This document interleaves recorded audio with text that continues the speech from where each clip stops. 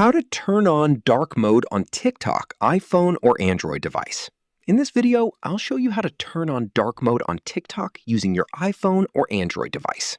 Start by opening the TikTok app on your phone. Then tap on the profile icon located at the bottom right corner of the screen. Next, tap the three-line menu icon in the top right corner and select Settings and Privacy. Scroll down until you find the Display option and tap on it. Here, you'll see the available appearance settings for TikTok. To enable dark mode, simply select Dark. If you'd like TikTok to automatically match your phone's appearance settings, choose Use Device Settings instead. Whenever your device switches to dark mode, TikTok will do the same. Please note that the display option may not be available on all Android devices or app versions. In such cases, TikTok will automatically follow your phone's system-wide theme settings. That's it. You've successfully learned how to turn on dark mode on TikTok on iPhone or Android.